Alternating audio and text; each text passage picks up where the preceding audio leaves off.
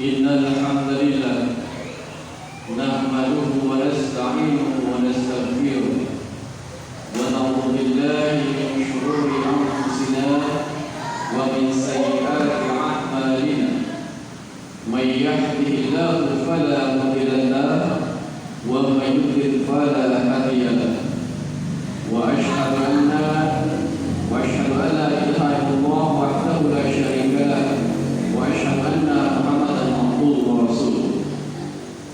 قال تعالى في كتابه الكريم: يا أيها الذين آمنوا اتقوا الله حق تقاته ولا تموتن إلا وأنتم مسلمون.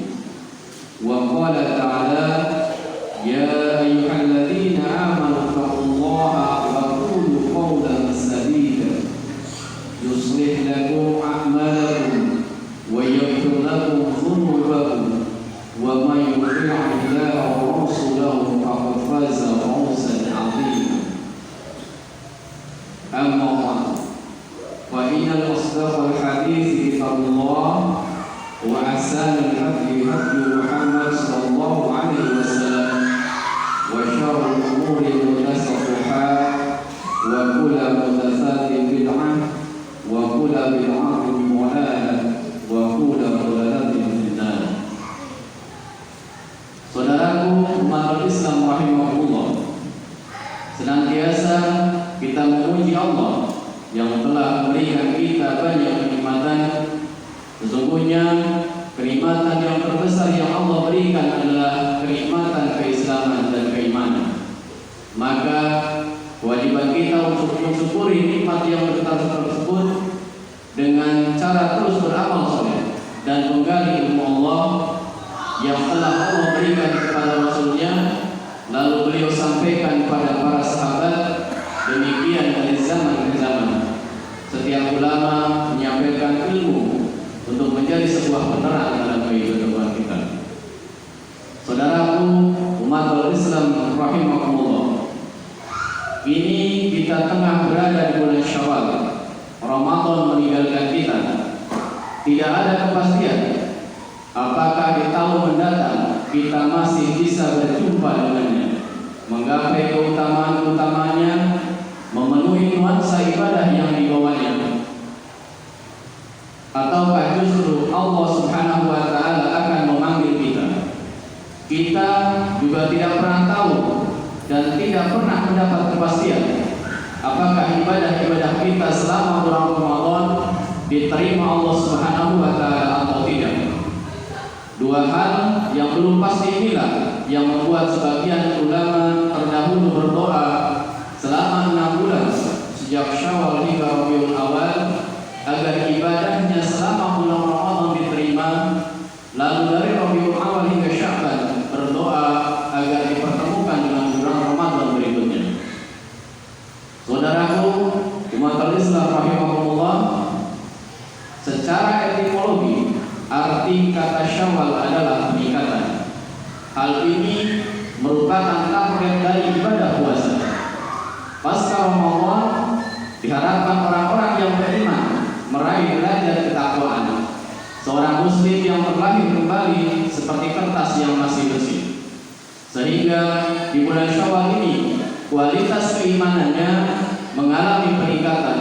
Tidak hanya kualitas ibadah, tetapi juga kualitas pribadinya, yang selama di bulan Ramadan dilatih secara lahir dan batin.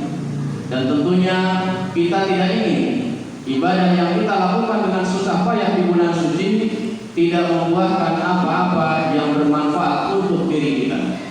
Kita semua berharap adanya perubahan yang signifikan sekarang dan seterusnya, menjadi orang-orang yang selalu taat dan patuh kepada Allah Subhanahu wa Ta'ala dan meninggalkan semua larangannya. Bukankah kemuliaan seseorang itu tergantung kepada ketakwaannya? Ya ayyuhan nasu inna khalaqnakum min dzakari wa unsa wa ja'alnakum shu'uban wa qabaila lita'arafu inna akramakum indallahi atqakum innallaha alimun khabir. Sesungguhnya orang yang paling mulia di antara kami ialah orang yang paling bertakwa. Akan tetapi fenomena yang kita lihat di masyarakat justru sebaliknya. Syawal seakan bulan yang ditunggu-tunggu agar terlepas dari belenggu dan bebas melakukan kegiatan apa saja yang sudah dilakukan sedia kala. Di antara indikatornya sangat jelas terlihat adanya perayaan Idul Fitri dengan pesta atau dengan kegiatan-kegiatan yang bertentangan dengan nilai-nilai Islam. Dibukanya kembali tempat-tempat hiburan yang selama sebulan sebelumnya ditutup. Kemaksiatan seperti ini justru langsung ramai setiap hari pertama di bulan Syawal. Naudzubillah. Lalu setelah itu bisa kita perhatikan bersama-sama, masjid-masjid akan menjadi sepi kembali dari jamaah sholat lima waktu. Lantunan ayat suci Al-Quran juga tidak terdengar lagi. Yang ada justru umpatan, luapan emosi dan kemarahan kembali membudaya. Bukankah ini contoh atau hal yang mengotori kain putih yang tadinya telah dicuci dengan bersih dan kembali penuh noda? Saudaraku umat Islam rahimahumullah, apa yang terjadi sekarang ini menunjukkan kepada kita bahwa puasa yang dijalankan selama sebulan penuh gagal total, karena tidak mampu mengantarkan seseorang meraih derajat ketakwaan, mengubah menjadi muslim sejati yang menjadi tujuan utama puasa. Padahal banyak sekali pelajaran berharga yang bisa kita jadikan ukuran seberapa tinggi nilai prestasi ibadah kita. Kata para ulama, keberhasilan seorang di bulan Ramadan itu diukur dengan amal perbuatannya setelah bulan Ramadan. Orang yang berhasil mendapat ampunan dan mendapat pahala yang besar di bulan Ramadan, maka akan semakin rajin beribadah dan semakin baik akhlaknya. Sebaliknya, orang yang tidak mendapatkan ampunan, akhlak perbuatannya tidak akan berubah, bahkan mengalami kerugian atau kemunduran moral. Banyak orang yang mengatakan ketika masuk bulan Syawal berarti menuju kemenangan. Dalam melawan hawa nafsu kita dikatakan kembali suci. Namun benarkah kita meraih kemenangan tersebut? Benarkah kita kembali suci setelah beribadah saum selama sebulan? Tentu saja pertanyaan-pertanyaan ini kembali kepada diri kita. Apakah selama bulan Ramadan kita betul-betul tulus dalam beribadah? Apakah puasa kita jalankan betul-betul atas dasar iman dan semata-mata hanya mencari ridha Allah? Jika tidak demikian, maka kita termasuk orang-orang yang gagal dalam meraih kemenangan di bulan Ramadan. Di bulan Syawal ini, marilah kita introspeksi dan melakukan evaluasi terhadap nilai amal ibadah dengan tujuan agar Ramadan berlalu kita menjadi lebih baik daripada sebelum Ramadan. Alangkah naifnya kita sudah diberi kesempatan di bulan suci yang penuh ampunan dan rahmat, masih saja tidak berubah dan mungkin juga menjadi lebih parah. Hari ini kita harus lebih baik daripada kemarin. Kegagalan yang masa lalu harus menjadi pelajaran buat kita sekalian agar tidak kita ulangi lagi. Kita harus ingat peringatan Rasulullah dalam sabdanya yang artinya, barang siapa yang hari ini lebih buruk dari hari kemarin, maka celakalah dia. Kemudian apa yang mesti kita lakukan untuk memulai lembaran baru di bulan Syawal? Berangkat dari kaidah umum hadis Nabi tersebut dan mengingat makna bulan Syawal, maka yang harus kita lakukan adalah istiqomah. Istiqomah dalam menjalankan agama Allah, istiqomah dalam menepati agama Allah, dan berjalan lurus di atas ajarannya sebagaimana yang diperintahkan. Fastaqim kama umirta faman taba ma'aka wa la taqaw innahu bima ta'maluna basyir. Maka beristiqomahlah kamu sebagaimana diperintahkan kepadamu dan juga orang yang telah bertobat bersama kamu, dan janganlah kamu melampaui batas, sesungguhnya Dia Maha melihat apa yang kamu kerjakan. Bentuk istiqomah dalam amal ibadah adalah dengan mengerjakan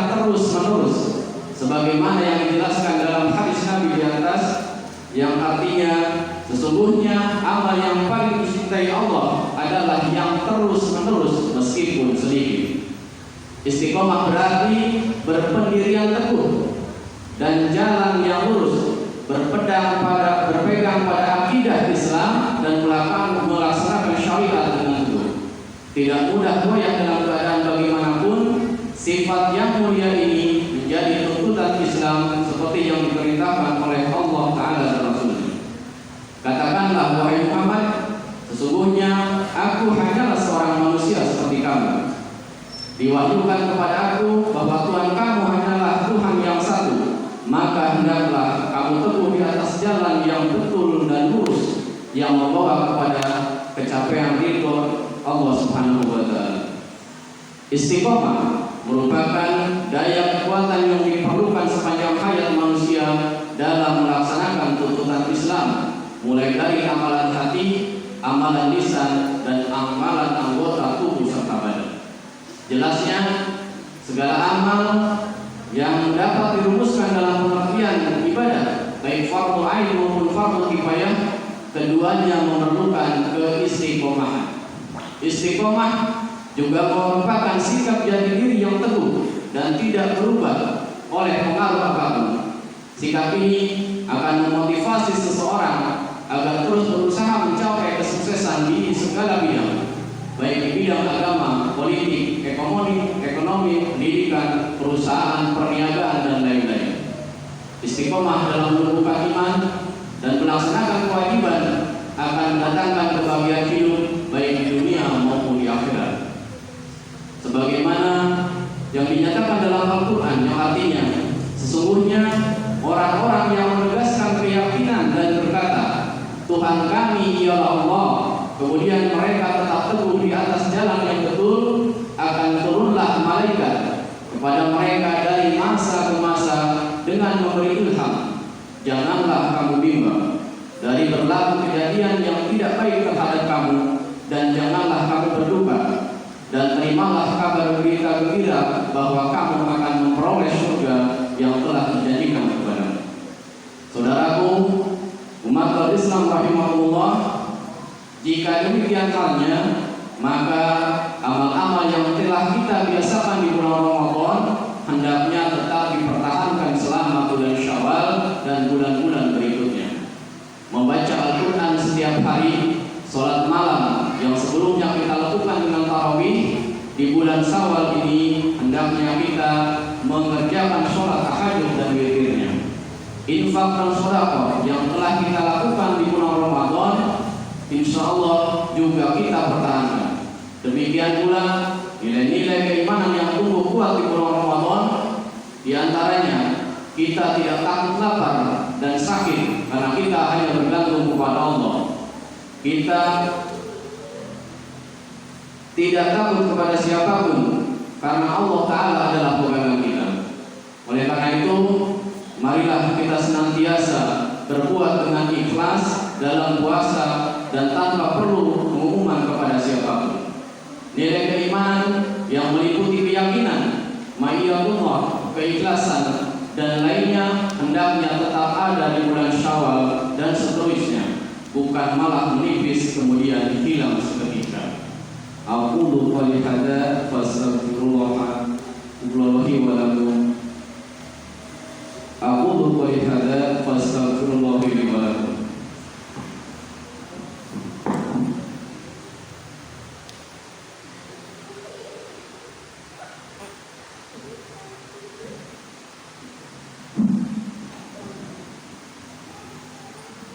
Alhamdulillah, wassalatu wassalamu ala Rasulillah Nabiyyina Muhammad wa ala alihi wa sahbihi wa mawalah. Wa ashhadu an la ilaha illallah wahdahu la syarika lah, wa ashhadu anna Muhammadan abduhu wa rasuluh. Saudaraku, umat Islam rahimahumullah, ketika seseorang di hatinya hanya mengharap Allah dan kehidupan akhirat, di saat itulah dia akan diberikan oleh Allah kemudahan untuk mengikuti Rasulullah SAW. Karena hanya orang-orang yang menginginkan Allah dan kehidupan akhirat saja yang mampu menjadikan Rasulullah SAW suri tauladan dalam hidupnya.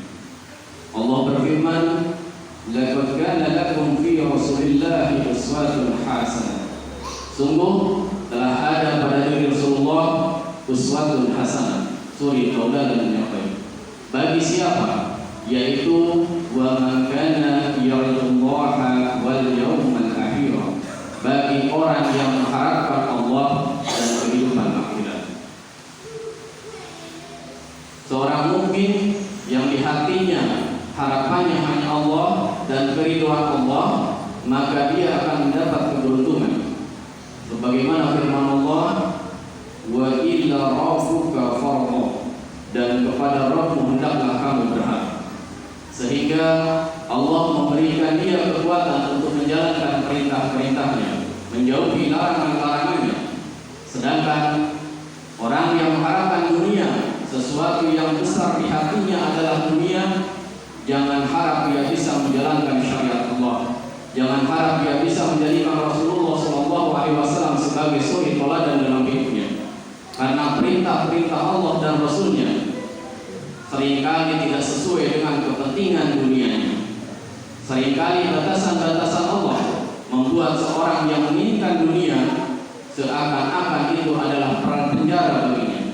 Sehingga akhirnya berapa banyak orang yang mengharapkan dunia, di mana dunia menjadi sesuatu yang besar di hatinya, ia menghalalkan apa yang Allah haramkan.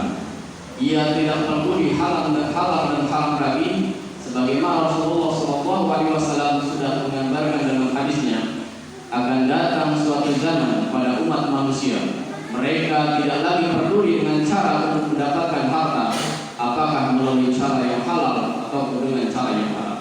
Hadis riwayat Bukhari. Saudaraku umat Islam rahimakumullah, karena di saat itu yang mereka harapkan adalah dunia, tidak mengharapkan lagi karunia Allah, tidak mengharapkan lagi keridhaan Allah, tidak mengharapkan lagi kehidupan akhirat. Nauzubillah. Maka jadilah kita anak-anak akhirat dan janganlah kita menjadi anak-anak dunia.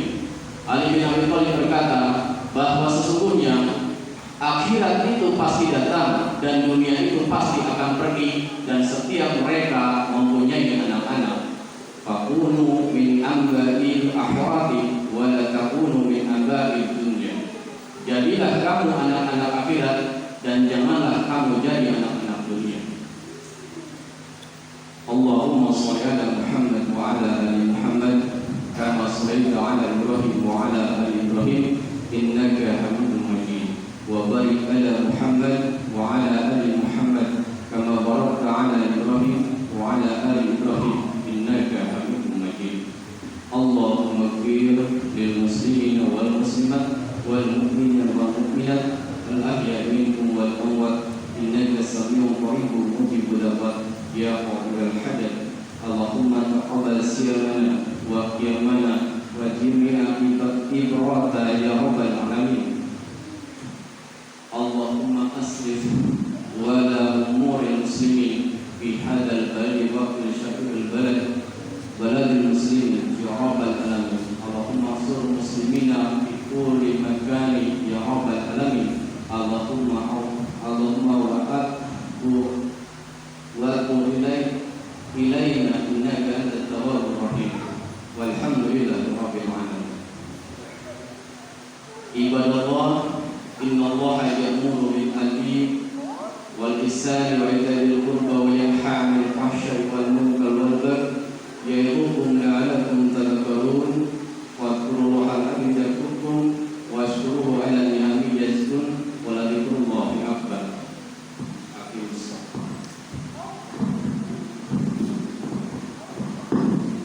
الله أكبر الله أكبر أشهد أن لا إله إلا الله أشهد أن محمدا رسول الله حي على الصلاة حي على الفلاح قامت الصلاة قامت الصلاة الله أكبر لا إله إلا الله. Suku berkumpul atas jaga suku diminta saudara mohon diluruskan dirapatkan sopnya untuk kesempurnaan sholat berjamaah.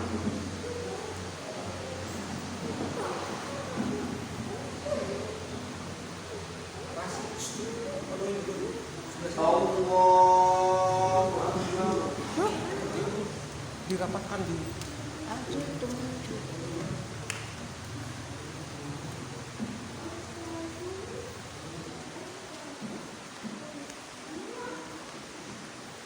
Bismillahirrahmanirrahim. tengah. Alhamdulillahi Rabbil Alamin. Ar-Rahmanir Rahim. Maliki yawmiddin. Iyyaka na'budu wa iyyaka nasta'in. Ihdinas siratal mustaqim. صراط الذين أنعمت عليهم غير المغضوب عليهم ولا الضالين.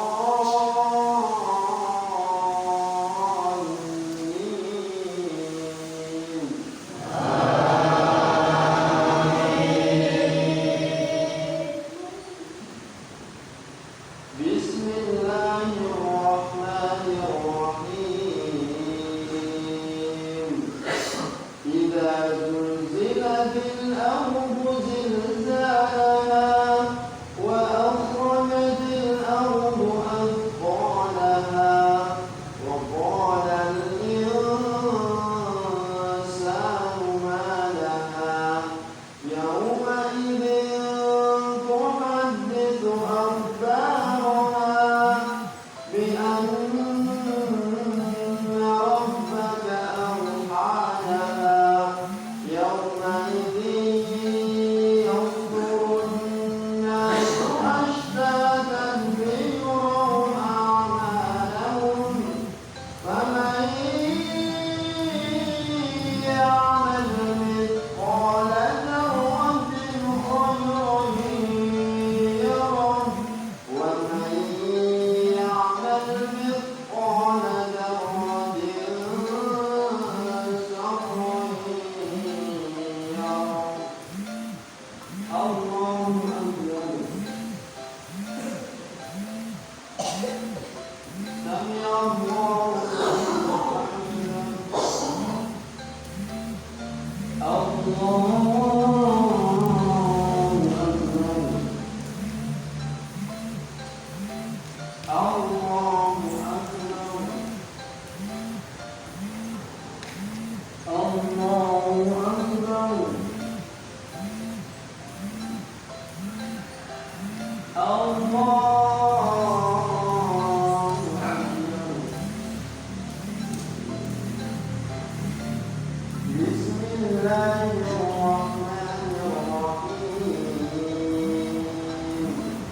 الحمد لله رب العالمين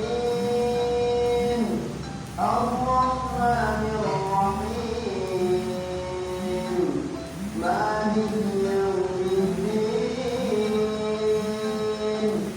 إياك نعبد وإياك نستعين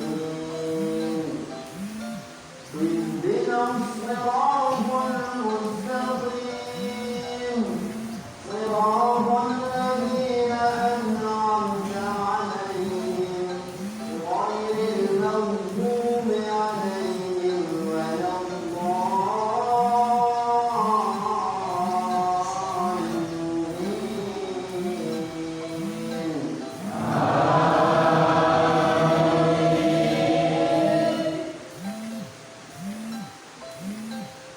بسم الله الرحمن الرحيم.